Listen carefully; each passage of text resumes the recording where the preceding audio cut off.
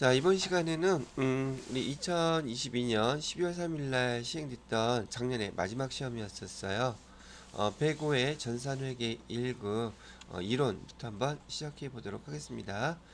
말씀드렸던 것처럼 시험 보시기 전에 이거 한번 미리 읽어 두시게 되면 음, 시험장에 가셔가지고서 좀 당황할 게 덜 할 테니까 먼저 꼭 읽어 보시기 바랍니다. 자, 이론 시험 1번 문제부터 한번 보도록 할게요.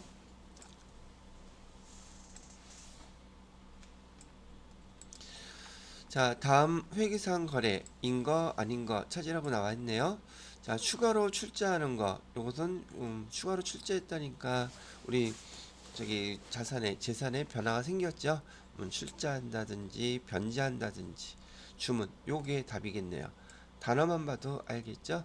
주문 요거는 회계상의 거래가 아니라 했었고요.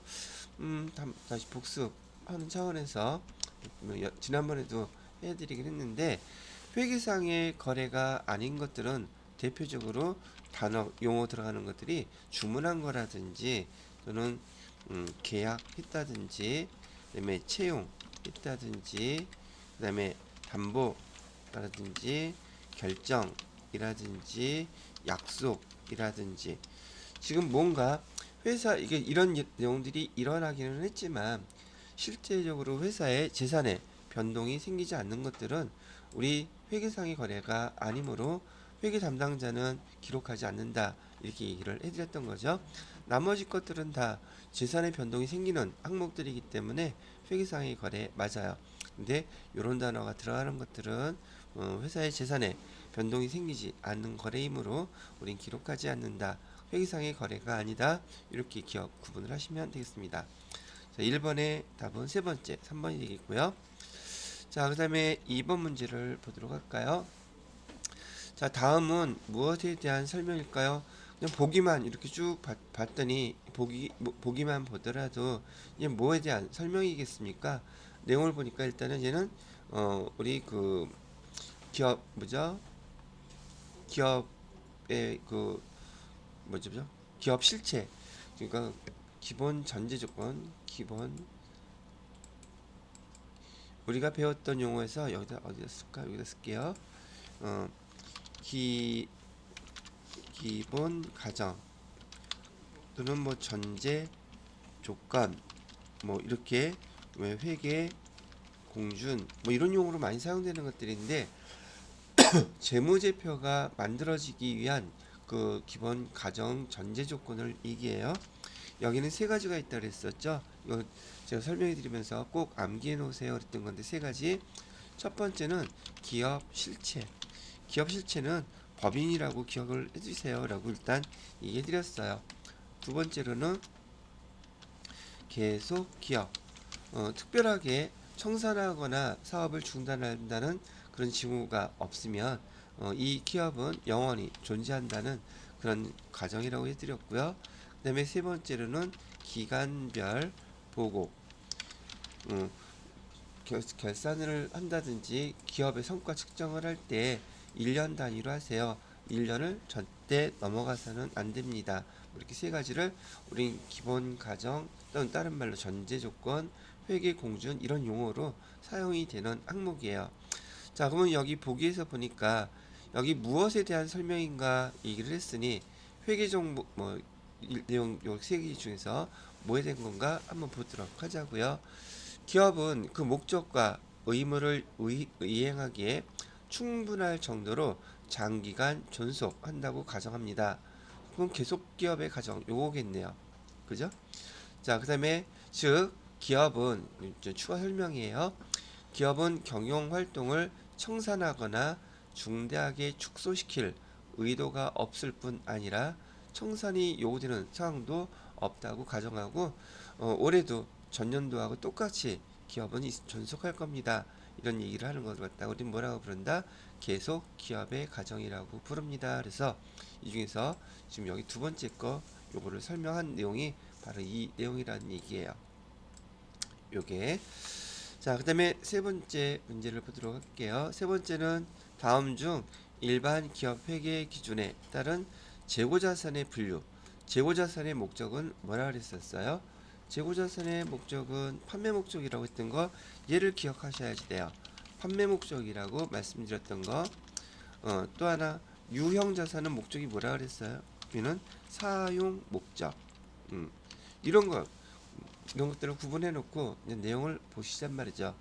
보기 1번, 2번, 3번, 4번 중에서 어떤 게 판매 목적을 갖고 있는지만 구분할 줄 알면 된다는 거예요. 그 목적을. 보기 1번에 보시게 되면 회계법인의 업무용으로 업무용이라는 말 유형자산의 사용 목적 다른 말로 또 뭐라고도 쓴다 그랬었어요. 여기 영업용이라는 얘기도 쓴다 그랬었고 업무용 이런 용기도 쓴다 그랬죠. 1번 같은 경우에는 유형자산을 설명하는 거겠네요. 2번에 보시게 되면 임대업을 운영하는 기업의 임대용은 보유주인 주택. 자, 임대용은 우리가 지금 뭐죠? 이거 수익이 되겠죠. 빌려줘야지 돈을 받을 수 있을 거 아니에요. 그죠? 빌려줘야지 돈을 받는다는 것은 판매 목적으로 갖고 있다는 뜻이 되겠죠. 그죠? 판매 목적, 이건 판매 목적이라기보다도 여하튼 하여튼 그렇게 보기 임대용으로 판매가 아니라 얘는 빌려주기 위한 임대하기 위한 목적이라고 보시면 되겠고요. 그다음에 세 번째를 보시게 되면 경영 컨설팅으로 전문으로 하는 회사에서 시세 차익 목적도 나왔네. 시세 차익 목적이게 되면 유가증권인 경우 우리 단기 투자 자산이라고 되어 있었죠. 단기 투자 자산 얘네들의 목적이 뭐라 그랬었어요? 단기 시세 차익 목적으로 갖고 있는 건데 단기 투자 자산 안에서 뭐에 해당되는 거예요? 얘가 단기 매매 증권의 목적이 바로 시세 차익 목적이에요. 얘기를 했기 때문에 얘도 재고 자산은 아니란 얘기죠. 자, 그다음에 네 번째를 보시게 되면 조선업을 운영하는 기업이 판매용 명확하게 나왔네. 임대용이 아니라 뭐라고 나와 있어요? 판매용으로 제조 중인 선박. 그럼 여기 제일 확실한 거는 판매용이라고 했으니 판매 목적으로 갖고 있는 거는 4번의 보기가 답이 되겠다. 이렇게 구분을 하시면 된다는 얘기죠. 회계 우리 계정들 암기하실 때 제가 그렇게 누누이 그 계정들에 대해서 항상 이렇게 목적을 설명해 드렸던 이유가 우리 회계 담당자들은 계정에 대해서 그 계정의 목적이 뭔지를 이렇게 구분하실 수 있어야 된다는 얘기를 해 드린다는 얘기죠. 자, 그 다음에 4번 문제를 볼까요? 4번 다음 중 유형자산의 취득원가에 관한 설명으로 잘못된 걸 찾으래요. 유형자산의 취득원가 얘기가 나오면 부대비용이에요. 부대비용은 취득할 때 발생하는 부대비용은 자산에 다 포함시키세요. 얘기했던 그 내용이긴 하죠. 자, 보기 1번에 보시니까 유형자산은 최초에는 취득원가로 측정한다.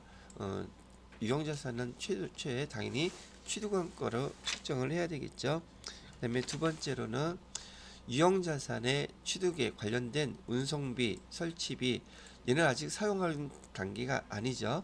취득 단계에서 발생하는 모든 원가는 취득원가에 가산해야 됩니다. 라고 얘기했기 때문에 2번도 설명 잘 하고 있네요. 그 다음에 세 번째 사용 중인 건물을 지금 얘는 취득 단계가 아니라 벌써 취득 단계는 끝나고 그 다음에 뭐가 됐어요? 사용하고 있다는 얘기예요. 사용 중인 건물을 새로운 건물로 신축하기 위해서 철거하는 경우 기존 건물의 장부가액은 새로운 건물의 취득원가에 가산한다. 이거 무슨 말이냐면 지금 그 우리가 보유하고 있던 건물이 있어요. 여기 땅이라고 하나 해볼게요. 자, 여기에다가 우리가 새로운 사옥을 지으려고 그래요. 근데 기존에 있던 건물이 있겠죠. 그럼 건물을 어떻게 해야 돼요? 철거를 해야 되겠죠. 그죠? 그러면 이 건물은 우리 사용 목적으로 여지껏 사용했었기 때문에 이 건물이라고 하는 취득원가가 있었을 거 아니겠어요? 건물 취득원가가 그때 당시에 얼마 있었냐면 예를 들어서 100만 원이었다고 가정을 하는 거예요. 그리고 이 건물에 대한 감가상각을 해왔었겠죠. 그래서 그 건물에 대한 감가상각 누계액도 있었을 거예요. 얘가 90만 원이었다고 가정을 해봐요. 그래서 얘를 일단 헐어버리고 새로운 건물을 지으려고 한다는 뜻이에요. 그래서 지금 상황이, 그럼 우리는 얘를 장부가액이라고 그러는데 얘는 지금 저기 헐어서 없애버리려고 하니까 지금 10만원짜리 고스란히 다 날라가겠죠. 그럼 얘는 지금 돈 주고 파는 것도 아니고 그냥 허물어서 없애버려야 되잖아요. 그러면 이 장부가액과 여기 철거할 때 철거하는 업체에서 돈 또 달라고 하겠죠. 철거 비용 5만원이 발생했다고 하면 이 기존에 있던 장부가액 10만원과 철거할 때 들어간 철거 비용 이 두 가지는 다 합쳐서 유형 자산 처분 손실로 다 처리해야지 돼요. 건물을 갖다 없애버린 거기 때문에 토지에다가 새로운 건물 저기 짓는다고 해서 이 금액을 새로 신축하는 건물에다가 포함시키는 그게 아니란 얘기예요. 이해가 되셨죠? 안 됐나? 얘가 지금 두 가지 상황이 있어요. 우리가 건물을 짓기 위해서 외부에서 토지를 샀어요. 토지를 샀는데 그 토지 안에 건물이 있더란 얘기죠. 건물까지 같이 있어요. 그럼 우리는 이 건물을 없애버리고 새로운 건물을 신축해야 되겠죠.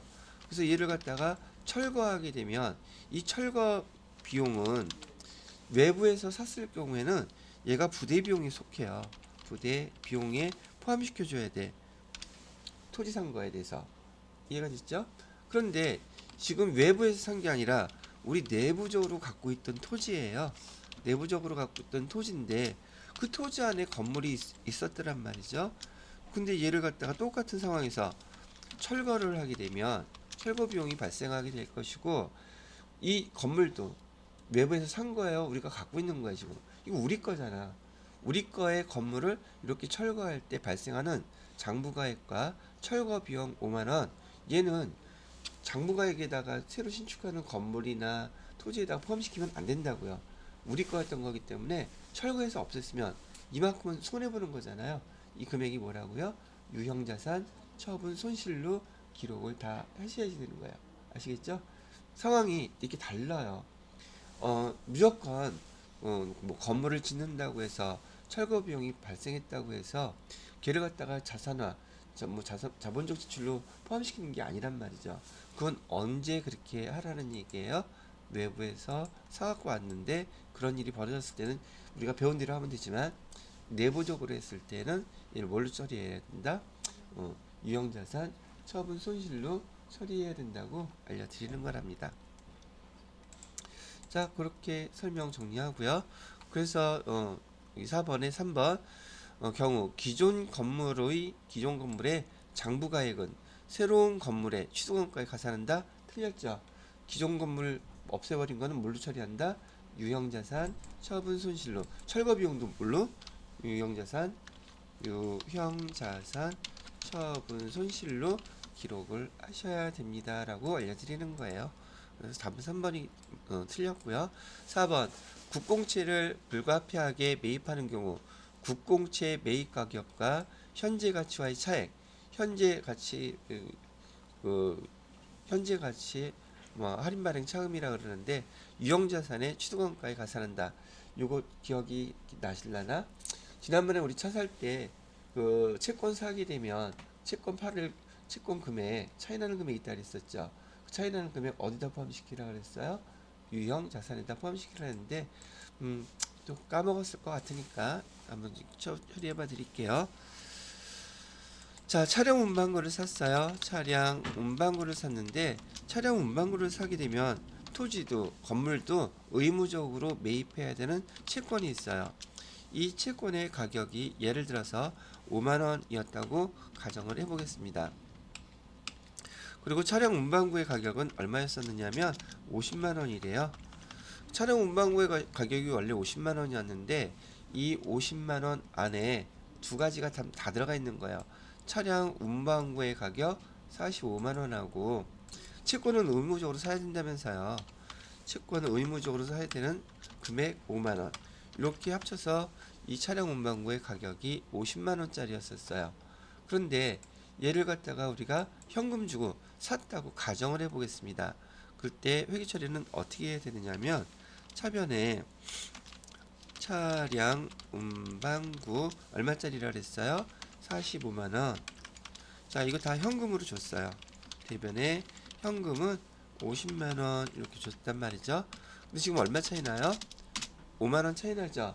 근데 이 5만 원을 갖다가 내가 만기까지 보유하고 있지는 않을 것이긴 하겠지만 내가 조만간에 여기 여기 취득하는 거 다 단기가 절차가 끝나면 내가 이 채권을 다시 팔아버린다고 가정을 하든지 아니면 차를 살 때 채권을 팔아서 오는 금액의 차액만 나중에 깎아주세요 이렇게 얘기할 수 있다 그랬잖아요.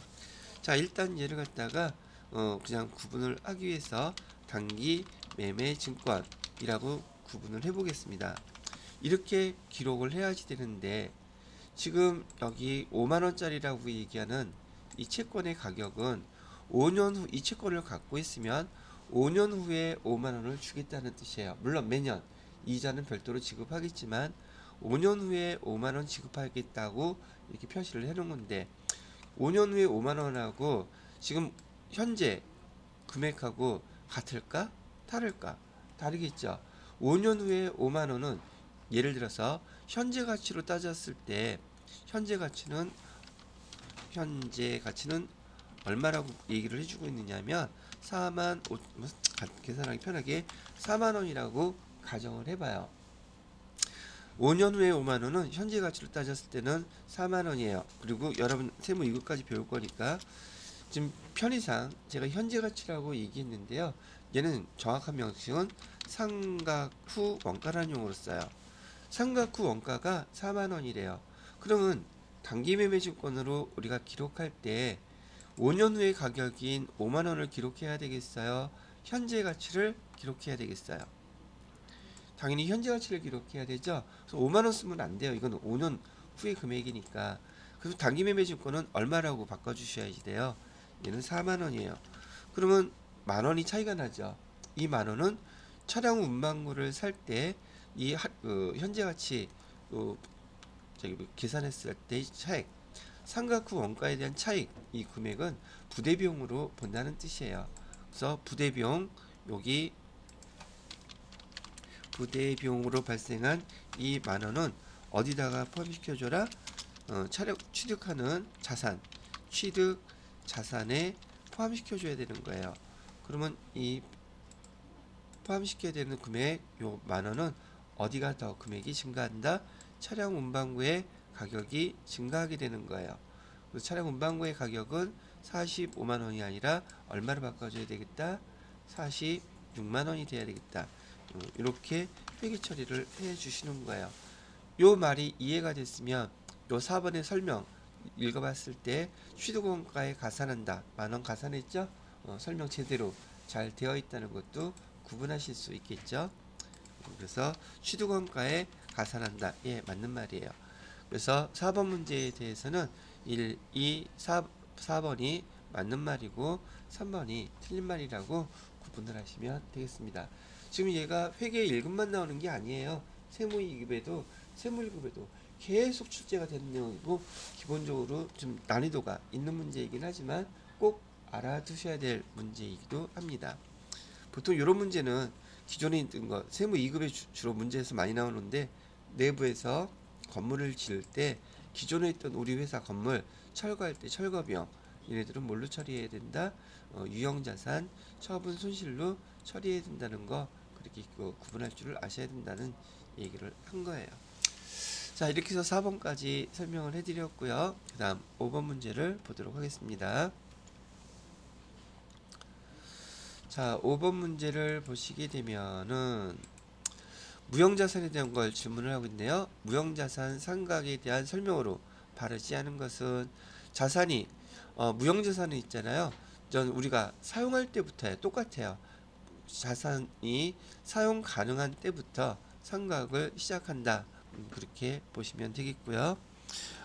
그 다음에 두 번째 일반적으로 상각기간은 일반적이라고 그랬었죠. 일반적인 상각기간은 최대 20년이에요. 40년이 아니라 몇 년? 20년. 법률이랑 그다음에 어떤 조건에 계약 조건에 의해서 묶여 있지 않는 한 무형자산은 상각할 수 있는 맥시멈 기간은 몇 년으로 기억한다? 20년으로 기억한다. 그다음에 세 번째 바르지 않은 것에서 2번이 답이 되겠죠.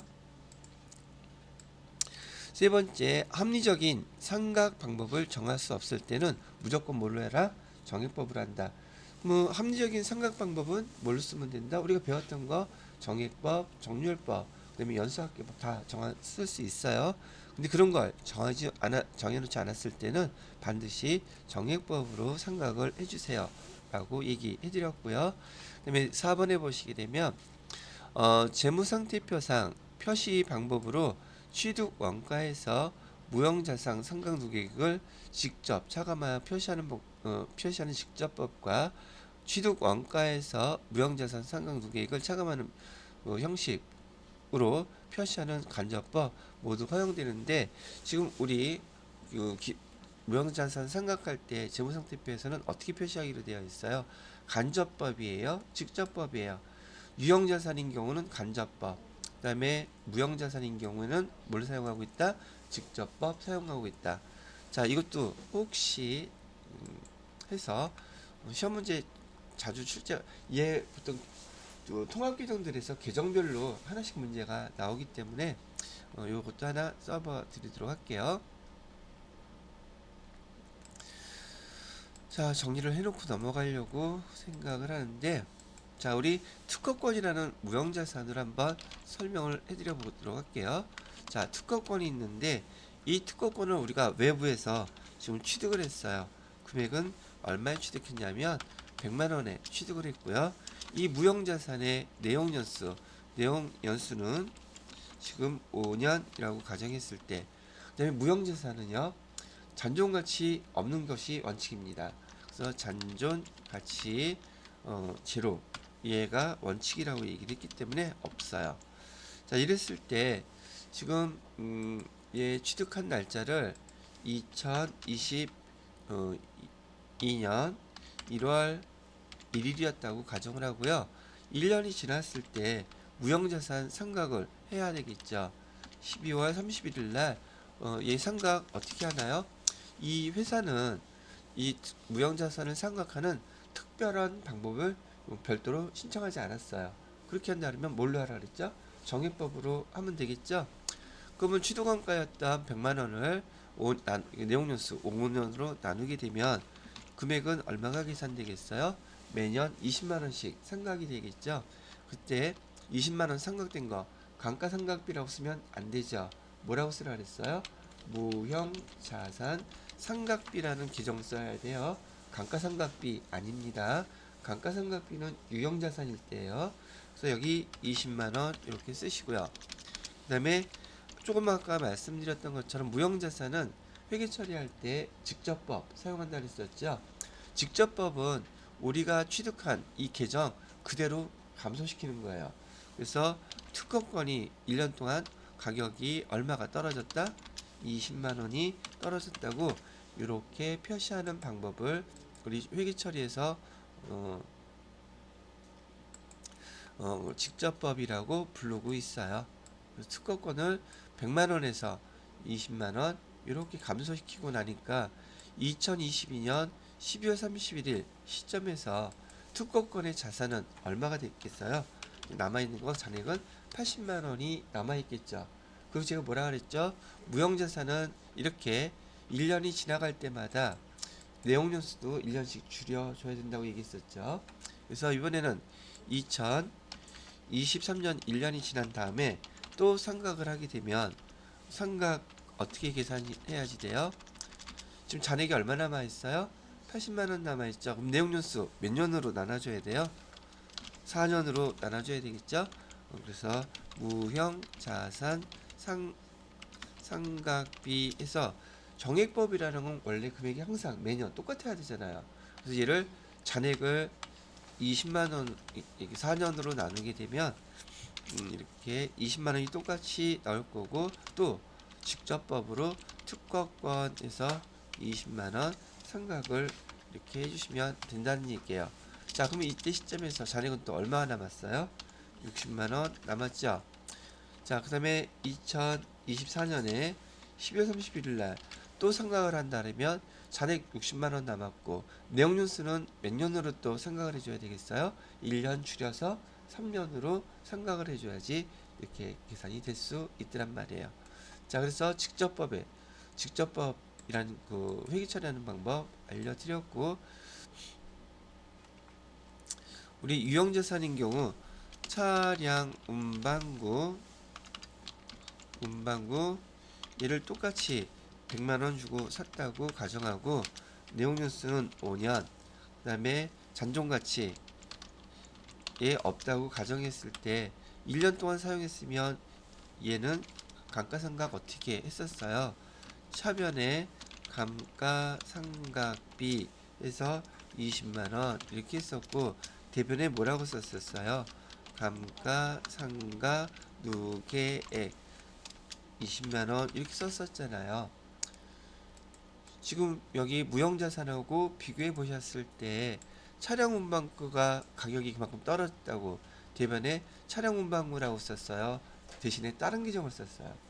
다른 계정을 썼죠. 이렇게 쓰는 걸 무슨 법이라 그런다? 간접법이라고 부르는 거예요. 직접법으로 썼다면 여기 똑같이 차량 운반구라고 써야 되겠지만, 차량 운반구라고 해서 가격을 자산 가격을 감소시키면 이렇게 기록하는 방법은 직접법이고요.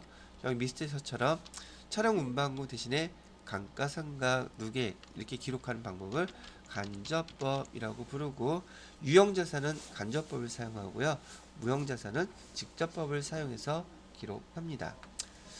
자, 이렇게 무형자산의 전반적인 거 한번 또 정리해 보시라고 한번 설명을 해 드렸고요.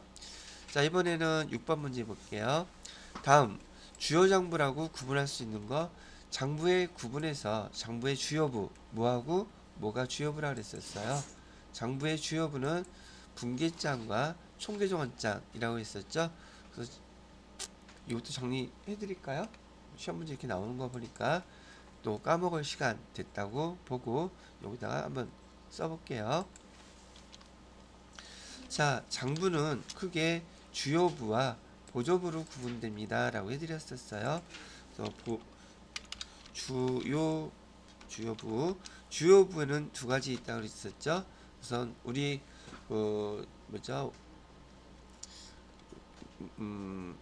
회계 수량 과정에서 첫 번째 나왔던 거, 회계상의 거래를 기록하는 장부, 걔는 분기장이라고 그랬었잖아요. 분기장하고 또 하나는 뭐가 있었죠? 이 분기장을 계정별로 옮겨 적는 총 계정 원장이 바로 주요부예요. 거기에 반해서 보조부도 있다 그랬었어요.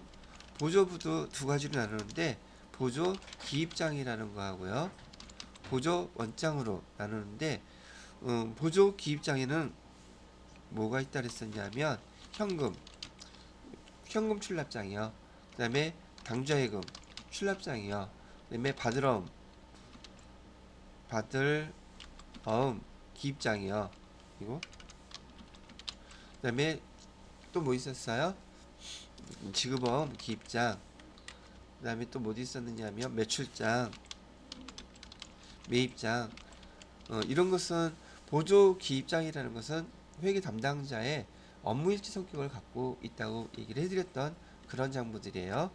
자, 그 다음에 보조부에 또 뭘로 구분된다고 했었어요. 조금 전에 보조 원장도 있다 그랬었죠. 보조 원장은 매출처 원장, 매입처 원장, 그 다음에 우리 그 재고자산에서 많이 사용했던 상품 재고장, 이런 게 원장이고, 원장의 특징은 제3자와 다른 거래처와 뭘 맞춰볼 수 있다? 장부를 대조하는 기능을 갖고 있는 것을 보조 원장이라고 불러요. 이렇게 설명을 여러분들한테 해드렸다는 얘기를 합니다. 자, 문제에서는 지금 주요 장부라고 물어봤으니 주요 장부는 분기장밖에 없네요. 그렇죠? 자, 이렇게 장부에 대한 구분도 다시 한번 복습을 해드렸고요. 어이구, 자, 7번 문제 같은 거 나오면 땡큐하고 바로 쓰셔야겠죠. 자본 항목 중에서 기타 포괄 손익 누계에게 해당하는 거 뭐냐고 물어봤죠. 기타 포괄 손익 누계에게 해당되는 거 다 암기하고 계시면 금방 나올 수 있는 계정들이었어요. 첫 번째는 자산 재평가 잉여금 있었죠. 두 번째는 그렇죠. 매도 가능 증권 평가예요. 평가 손익계죠. 그다음에 세 번째는 뭐 있었어요? 해외 자산 환산 손익계정. 자, 요게 기타 포괄 손익 누계에게 해당되는 계정인데 시험 문제는 여러분들한테 얼추 항상 포인트가 뭘까? 얘였었어요. 그죠? 그래서 기타 포괄 손익 누계에 해당되는 거 답은 1번인 건 금방 알겠는데, 자, 감저차손은 어디에 속해요? 자본 조정에 해당되죠. 자기 주식은 얘도 자본 조정, 얘는 주식 할인 발행 자금도 자본 조정. 나머지 요 세 개의 성격이 다 어디에 해당되는 거구나? 자본 조정에 해당되는 거구나. 그래서 제가 여러분들한테 자본 규정 그렇게 중요하게 암기하라는 게 빠지지 않고 출제가 되기 때문에 말씀을 드렸던 거예요. 자, 그 다음에 8번 문제 보도록 할까요? 매출 총익 문제 나왔네요. 이거 맨날 여러분 시험 문제는요 대부분 나오던 거 계속 반복해서 그 형태대로만 트레이닝을 시켜드리려고 하기 때문에 물어보게 돼요. 자, 또 그려놓고 한번 해보겠습니다. 제가 이런 문제 풀 때는 이렇게 해놓고서 풀라고 제가 얘기해 드렸었죠.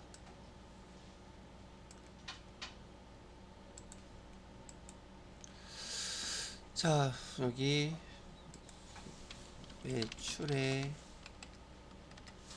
매출 원가, 매출 총익 일단은 써놓고요. 여기 상품 계정. 자, 순매출액 우리 매출액을 여기다가 반영할 때 순매출액을 써주셔야 돼요. 얘기했었죠. 순매출액이 여기 계산이 해놨다고 나왔네요. 그럼 여기다가 우리가 47만 5천원 이렇게 쓰면 되겠고요. 지금 이제 질문한 걸 뭘 물어봤어요? 예, 질문은 매출 총익 얼마냐고 물어봤어요. 얘 물어본 거예요. 자, 그래서 자, 다음 보기 기초상품 재고액은 10만원이 있었대요. 요 자리죠. 10만원. 자, 그 다음에 매입 할인, 매입 환출. 우선 기말상품 재고액 11만원 일단 써놓을게요. 기말상품 재고액은 11만원. 자, 그 다음에 여기 총 매입액이라고 나와있어요. 매입액은 여기 단기 매입액 써줘야 되죠. 단기 매입액은 순 매입액을 기록해 줘야 돼요. 얘기를 했단 말이죠. 순 매입액은 어떻게 계산해요? 총 매입액에서 뭐는 빼주셔야 돼요? 매입 할인이나 매입 환출 빼줘야 되죠. 마이너스 5,000원 빼주셔야 될 것이고요. 또 모두 빼줘야지 돼요. 매입 환출 얘도 5,000원 이렇게 빼주시게 되면 이 순 매입액은 얼마로 계산돼요? 19만원 이렇게 계산되죠. 자, 그러면 두 개 합친 거에서 11만원을 빼주면 매출원가는 얼마가 나옵니까? 매출 원가는 얼마?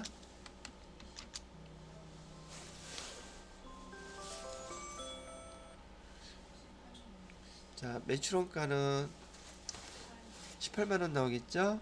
18만원 계산됐어요. 자, 그럼 매출원가 여기서 계산이 되었으니 매출원가 어디로 옮겨가요? 이쪽으로 가겠죠? 그래서 18만원 빼주게 되면 매출총익 얼마 나왔습니까? 29만 5천원이에요? 얘가 답이래요. 그럼 29만 5천원 여기 있네요. 여기 답이 되는 거예요. 되셨죠? 오케이.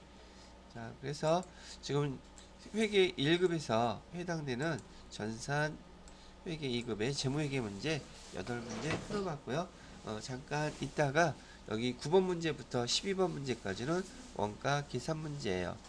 그래서 원가 계산 문제 풀어보도록 하겠습니다. 자, 잠깐 쉬었다 할게요.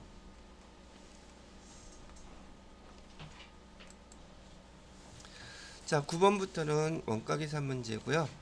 1번 문제 한번 보도록 할까요?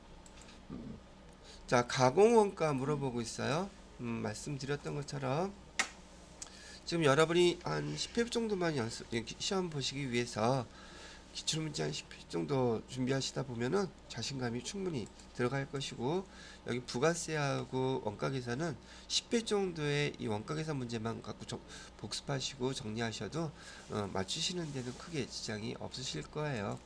자, 우리가 원가를 짓게 할 때에는 세 가지 갖고 짓게 한다 그랬어요. 직접 재료비, 그다음에 직접 노무비, 계속 반복하니까 익숙해지죠. 제조 간접비 세 가지가 있는데, 그 중에서 부르기로 우리가 명칭을 약속한 용어들이 있었죠. 직접 재료비하고 직접 노무비를 합쳐서 우리는 기본 원가 또는 기초 원가 이렇게 부르기로 했었고요. 그 다음에 여기 색깔을 좀 달리할까요? 파란색으로 직접 노무비하고 제조간접비를 합쳐서 우리 뭐라고 부르기로 했냐면 가공비 또는 가공원가 또는 가공비 이렇게 부르기로 약속을 했죠. 자, 문제에서는 가공원가 즉 직접 노무비하고 제조간접비 합친 금액을 얼마냐고 물어봤어요. 그러면 우리가 직접 노무비하고 제조간접비를 계산해야 되니까 직접 노무비는 벌써 160만원 이렇게 가르쳐줬죠. 그 다음에 제조간접비를 해야 되는데 지난번에 제가 요거 주의하시라 그랬었어요. 제조간접비는 우리 변동 제조간접비도 있고요. 그 다음에 고정 제조간접비 두 개가 나뉘어져 있다고 했습니다.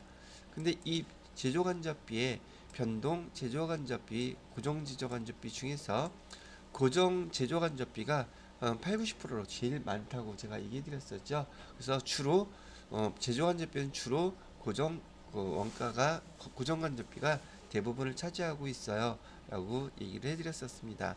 근데 여기서는 변동지저간접비만 나왔고 고정지저간접비 없으니까 얘만 계산을 해주면 되겠죠. 그러면 얘는 보니까 변동지저간접비는 총 그 제조간접 원가의 30%라고 얘기를 하고 있어요. 총 제조간접 원가가 얼마인지 지금 모른다는 얘기죠. 그래서 총 지적 간접 원가를 갖다가 우리 물음표 x라고 뭐 써야 되겠는데, 여기에 몇 퍼센트 곱하기 30% 한 금액이 얼마라고 나와 있어요. 60만 원이라고 이렇게 나와 있잖아요. 그러면은 이 모르는 금액 총 제조간접비를 알기 위해서 여기 60만 원을 0.3으로 나눠주게 되면 그러면 얼마 나와요? 계산이 물음표는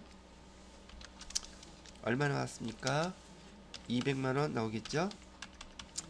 즉 200만원 곱하기 30% 하면 60만원 나오니까 여기 총 제조간접 원가는 200만원이었다는 뜻이죠. 그러면 여기 직접 노무비는 160만원, 그다음에 제조간접비는 얼마? 200만원. 여기 금액에서 이쪽에다 할까요? 직접 노무원가는 160만원이고, 그 다음에 제조간접비는 지금 계산해 보니까 200만원 이렇게 나왔으니 가공원가는 이 두 개 합친 것이 답이 되겠죠? 금액 얼마라는 뜻이에요? 3번 360만원, 가공원가는요 360만원이 됩니다 라고 계산하시면 된다는 얘기예요. 이건 용어. 네?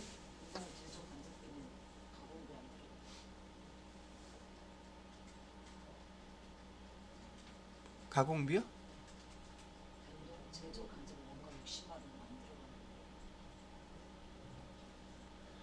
그 뜻이 아니라 지금 여기 제조간접비 총 제조간접비는 지금 200만 원으로 계산이 됐죠. 여기 200만 원 이렇게 계산됐잖아요. 그래서 이 200만 원 안에 변동 제조간접비가 지금 60만 원 이렇게 있는 거고요. 그럼 나머지는 뭐겠어요? 고정 제조간접비가 되겠죠.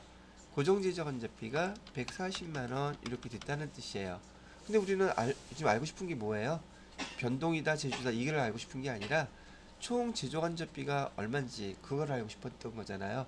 요 두 개만 더하면 되니까, 그래서 요 두 개 더하면 360만 원 됩니다 라고 알려드린 거예요. 봐요, 고정 제조간접비가 훨씬 많죠. 자, 그렇게 설명을 해드렸고 이번에는 10번 문제 한번 볼까요? 자, 다음 원가 행태. 원가 행태 그러면 제가 여러분들한테 원가 행태 그러면 변동비, 고정비 떠올라야 된다고 말씀을 해드렸었어요. 그래서 원가 행태에는 변동비도 있고요. 그다음에 고정비도 있어요. 그래서 이런 형태에서 변동비, 고정비 물론 준 변동비도 있어요. 준 변동비 그래프도 기억하셔야 되고 그다음에 준 고정비 그래프도 기억을 하셔야 돼요. 근데 여기 보니까 그래프의 모양이 단위당 원가가 지금 어떻게 되고 있어요? 점점점 감소하고 있죠. 이 그래프 단위당 원가가 한 개당 원가란 뜻이에요. 이렇게 감소하는 거 이게 뭐의 특징이라 그랬어요? 얘가 조업도가 증가할수록 단위당 원가가 이게 감소하는 것은 변동비였어요. 고정비였어요. 여기 고정비였었죠. 고정비의 단위당 원가가 이렇게 감소하는데 그럼 고정비에 해당되는 게 다음 네 가지 중에서 어떤 게 고정비예요? 이렇게 물어보는 거잖아요. 자, 이것도 복습할 차원에서 다시 한번 정리를 해드려 보면은 자, 변동비는 이렇게 원가하고 조업도하고 비교를 했을 때 여기가 원가라고 가정을 하고요. 표시를 하고 여기는 조업도라고 봤을 때 조업도가 증가할수록 원가도 증가하는 이런 형태의 그래프는 뭘 나타내는 거라고 말씀을 드렸었냐면 총 원가가 이런 그래프를 나타내요. 이렇게 얘기를 했었죠. 뭐에 대해서? 변동비에 대해서요. 변동비의 특징이라고 그랬었죠. 그 대신 여기 단위당 원가는 어떤 그래프가 나타난다 그랬죠? 단위당 원가는 일정하다 그랬었죠.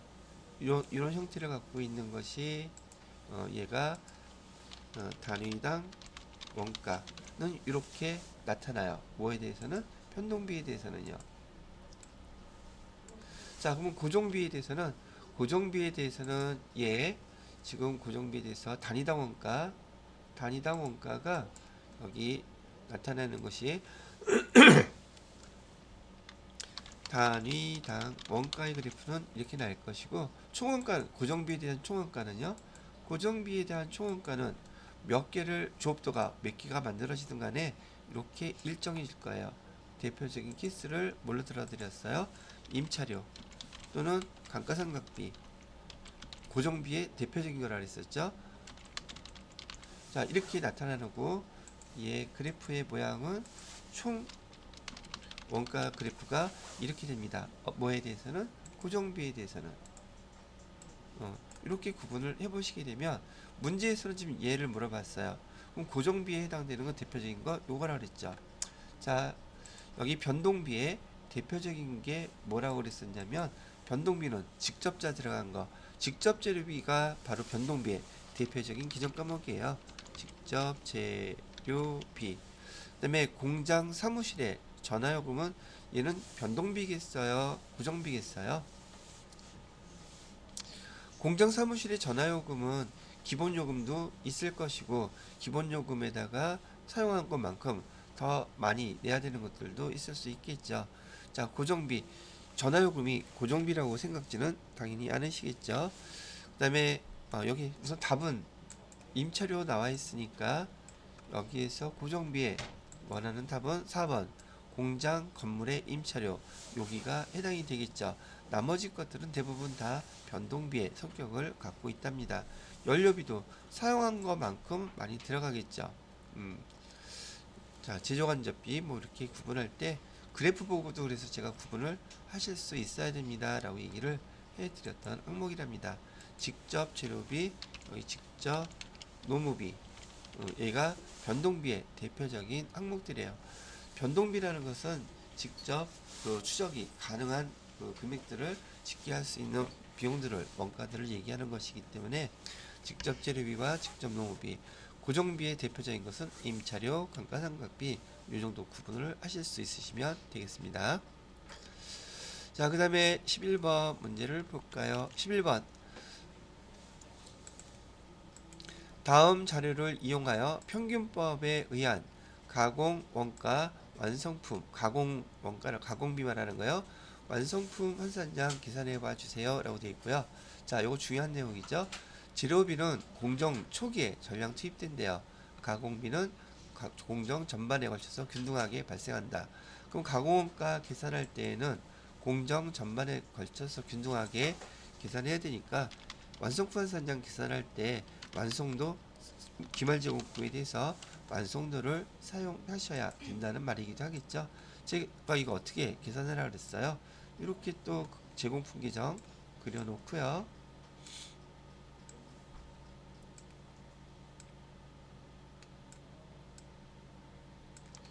자, 여기 계정은 제공품 계정이에요.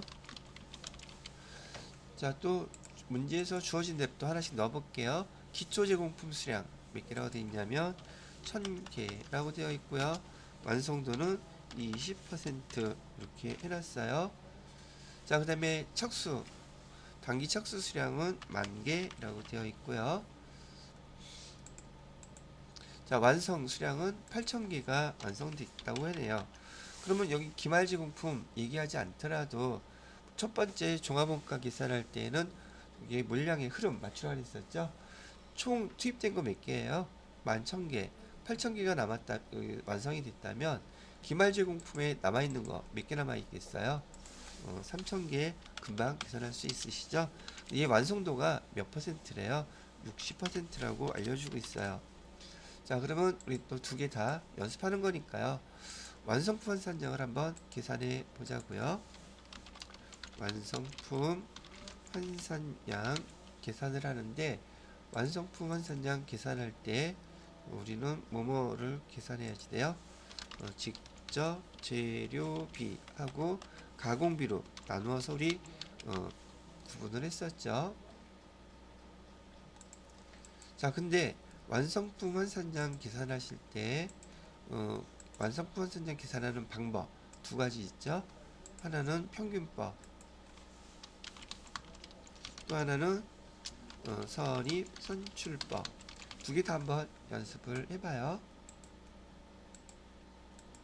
자, 평균법으로 계산할 때, 선입 선출법으로 계산할 때. 자, 평균법은 여기 지금 산출량에서 직접 재료비는 요거 그냥 두 개 더해주기만 하면 된다 그랬었죠. 그러면 완성품 환산량이 평균법으로 직접 재료비는 몇 개가 계산되겠다? 11,000개 이렇게 계산이 될 거고요. 가공비는 완성품은 무조건 포함시켜야 되죠. 여기 8,000개 더하기 써볼까요? 8,000개 더하기 3,000개가 60% 완성됐다면 환산을 해보게 되면 368, 1800개가 완성된 것으로 계산을 합시다. 이런 뜻이라 그랬었죠. 그럼 몇 개가 돼요? 이렇게 하게 되면 9,800개가 되겠죠. 자, 여기 가공비 그럼 답은 9,800개 11번에 3번이 답이 된다는 얘기예요. 자, 답은 맞춰놓고요. 이번엔 선입선출법을 한번 계산해 보세요. 선입선출법은 여기 산출량에서 원가의 계산을 올해 투입한 것만 정확히 계산하기 위해서 뭘 빼주면 된다? 만 빼주면 된다 그랬었죠. 11,000개에서 1,000개 빼면 선입선출법으로 계산했을 때 직접 재료비는 완성품 환산량이 10,000개가 이렇게 계산이 되겠죠. 자, 그 다음에 200개를 빼면 가공비는 몇 개가 계산이 되겠어요? 9,800개에서 200개 빼니까 9,600개가 이렇게 되겠죠. 그렇죠? 회계 1급 수준에서는 이렇게 완성품 환산량 계산하는 문제가 보편적으로 계산 출제가 많이 되는 거예요. 세무 2급에서도 마찬가지예요. 얘가 중요한 파트이기 때문에 얘가 훨씬 많이 출제가 됩니다. 자, 그 다음에 마지막 문제 원가 계산에서 12번이 마지막 문제인데 제가 뭐라고 말씀드렸냐면 종합원가 계산에서 비교할 때 평균법과 선입선출법을 비교하는 문제도 자주 출제가 되는데 얘도 주로 세무 2급에 많이 출제가 돼요.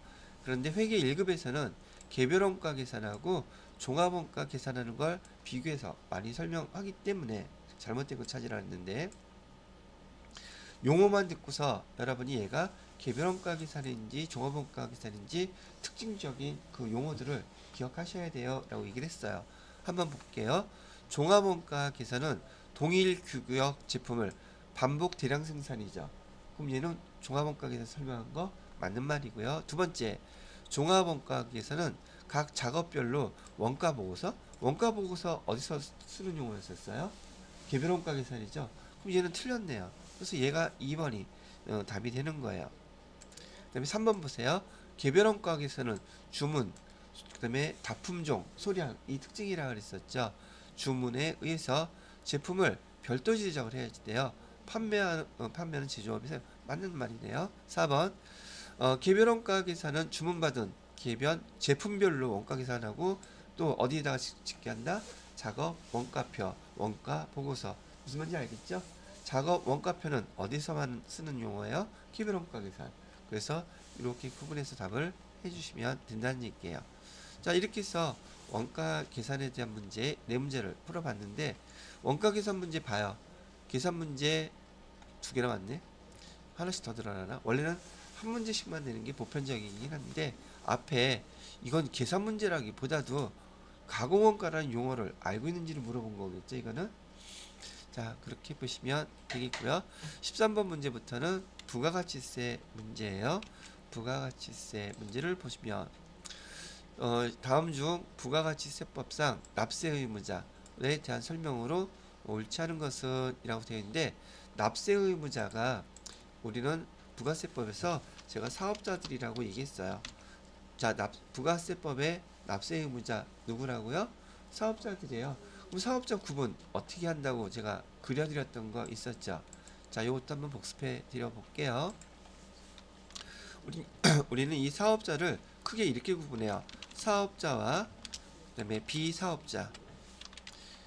비사업자는 우리 개인들을 얘기하는 것이죠. 자, 근데 우리 부가세법에서 포인트는 비사업자가 아니라 바로 이 사업자들이에요. 이 사업자들을 또 우리는 어떻게 구분을 하느냐면 이렇게 구분한다 그랬어요. 부가세가 부과되는 과세 사업자와 부가세가 부과되지 않은 면세 사업자로 이렇게 또 구분을 했었단 말이죠. 과세 사업자와 면세 사업자로 구분해요. 면세 사업자는 부가세법상의 사업자 아니라 그랬었죠. 그죠? 부가가치세 납부 의무 있다 없다? 없다 그랬어요. 근데 뭐는 꼭 제출해 줘야 된다 그랬어요. 매입세금 계산서 합계표는 지출해 줘야 될 협력 의무가 있어요. 그래서 여기 면세 사업자는 그렇게 기억을 하시면 되겠고요. 자, 부가세가 부과되는 또 이 과세 사업자는 우리는 크게 일반 사업자고요. 뭘로 나눈다 그랬어요? 간이 가세자로 나눈다 그랬었죠. 일반 간이. 자, 여기서 또 간이과세자는 직전 연도에 공급 대가로 얼마 이하? 미만 8천만 원 미만인 사업자들을 우린 간이 사업자라고 해요라고 얘기를 해드렸었고, 이 일반 사업자는 또 우리 법인과 뭘로 나눈다? 개인 사업자로 이렇게 구분을 합니다라고 얘기를 해드렸어요.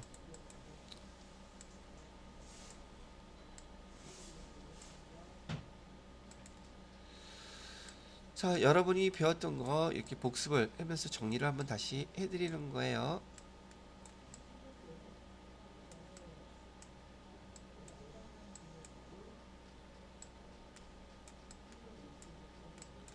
자, 그러면 지금 제가 말씀드렸던 부가가치세법상 납세 의무자는 바로 이 사업자들인데, 자, 이 사업자의 정의에서 영리 목적을 추구하는 사업자만이 납세 의무를 진다 그랬어요.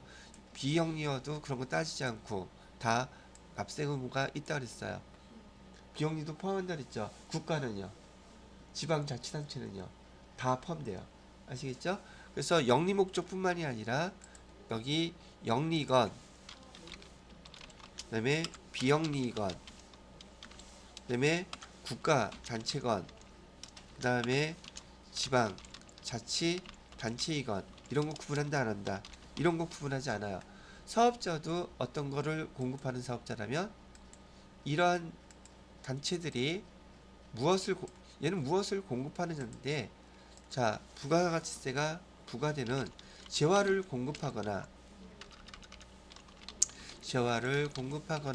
또 뭐를 공급하면 용역을 공급하거나 그 다음에 수입, 재화를 공급하는 사업자들은 다 뭐 의무가 있다?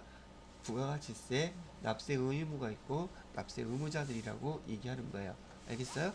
자, 근데 이거 세무이금에 나오는 거긴 한데 수입재화의 경우에는 사업자가 아니라 개인이라도 비사업자이죠. 비사업자라도 여기 납세 의무 있습니다.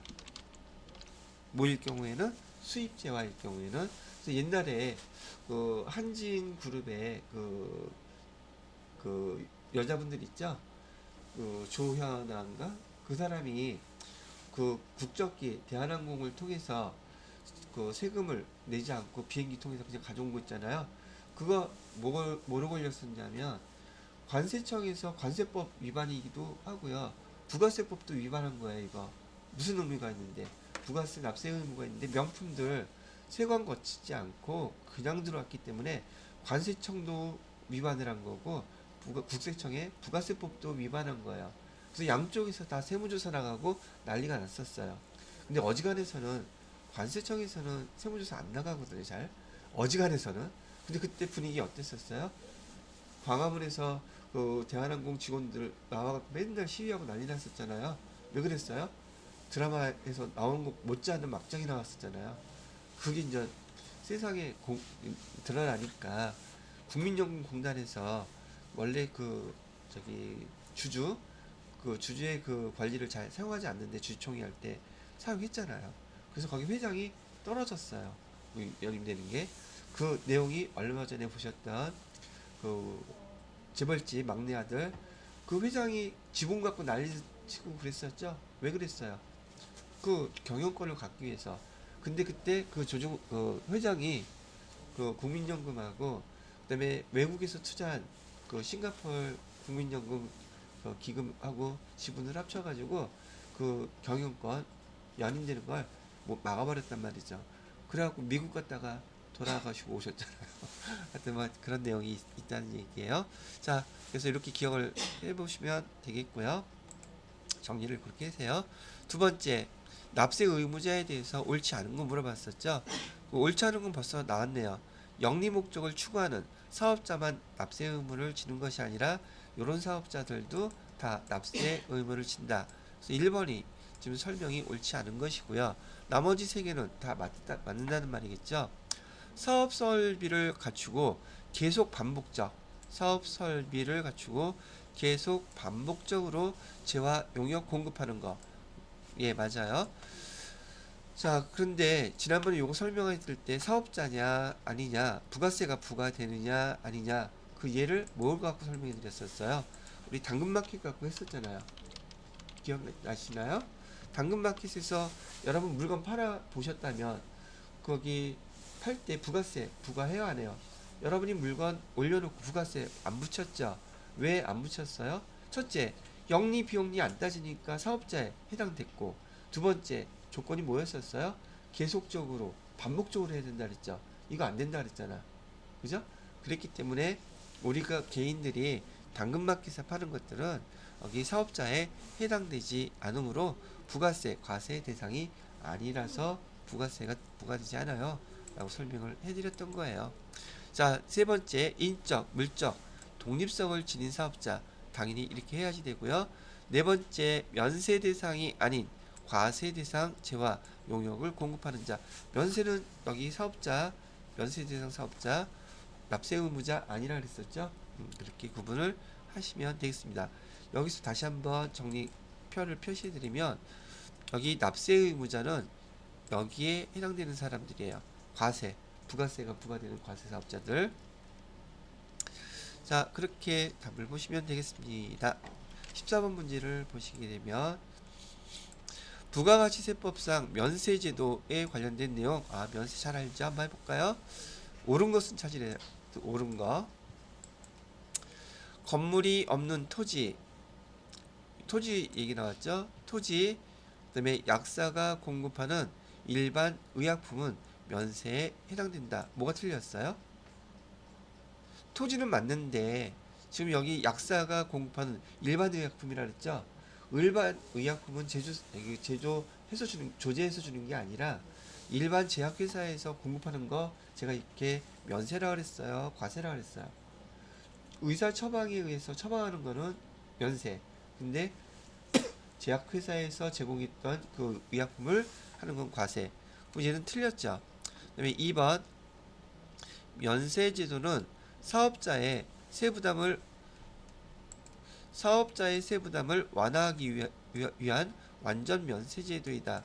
면세제도는 완전 면세라 그랬어요, 부분 면세라 그랬어요. 완전 면세는요, 영세율, 영세 사업자에 대해서 매출도 모두 매입도 양쪽 다 부가세가 없죠. 그래서 얘를 갖다가 완전 면세제도라고 부르는 거예요. 영세율 제도를. 오케이? 거기에 반해서 면세제도는요, 매출할 때 부가세 있어요, 없어요? 매출할 때는 부가세가 없죠. 그죠? 근데 매입할 때는 있어요, 없어요? 매입할 때는 부가세가 있단 말이에요. 그죠? 그렇기 때문에 한쪽은 없는데 한쪽은 있다. 그래서 얘를 부분 면세제도다 또는 불완전 면세제도다 이런 용어를 사용해요. 그래서 면세제도는 또 부르는 명칭이 부분 면세제도 이렇게도 쓰고요. 또는 어떤 교재에서는 불완전 면세제도라고도 써요. 거기에 반해서 영세사업자는 완전 면세제도. 그럼 결국은 완전 면세제도는 영세율 제도를 얘기하는 것이라고 기억하시면 되겠습니다. 영세율 제도. 여기 면세제도는 이렇게. 자, 근데 면세제도는 사업자의 세부담. 면세제도는 사업자의 세부담을 완화시키기 위한 거예요. 구매자, 우리 국민들의 세부담을 완화시키기 위한 거예요. 국민들이지 사업자가 아니에요. 부가세는 사업자들은 자기 돈 내는 거 아니란 말이에요. 그래서 요 사업자라는 것도 틀렸어요. 사업자가 아니라 국민이에요. 국민의 세부담을 완화시키기 위한 불완전 면세제도이다. 이렇게 설명을 해야 됩니다. 자, 3번에 보시게 되면 면세를 포기하면 포기일로부터 1개월 이내 사업자 등록증을 정정해야지 된다 라고 나와 있어요. 자, 요것도 뭐 1개월 이내 이런 건 상관없습니다. 바로예요. 정정하지 않아도 되고요. 그 다음에 4번 면세를 포기 신고한 사업자는 신고한 날로부터 몇 년간? 3년간. 요게 그나마 제일 설명을 잘하고 있네요. 4번이 맞는 거고 나머지 것들은 틀렸어요.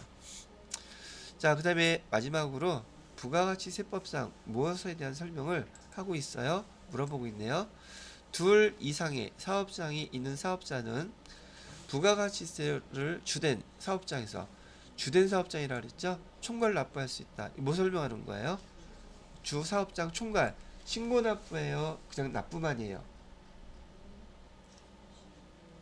신고라는 말 빠져 있어요. 주사업장 총괄 납부 제도를 선택한 사업자는 사업장이 전국에, 제가 지난번에 이거 이마트, 롯데마트 갖고 설명해 드렸었죠. 신고는 각 사업장의 관할 사무소에다가 다 해야 되지만 납부만 주사업장에서 총괄할 수 있는 거예요. 이해가 되셨죠?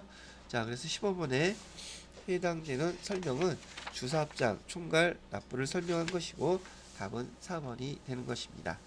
자, 여기까지 해서 여러분들한테 가장 최근에 작년도 말에 마지막으로 시행되었던 105회 전산회계 1급 여기 이론 문제 설명을 마무리했습니다. 자, 다음 시간에는 실기에 대한 설명을 해드리도록 할게요.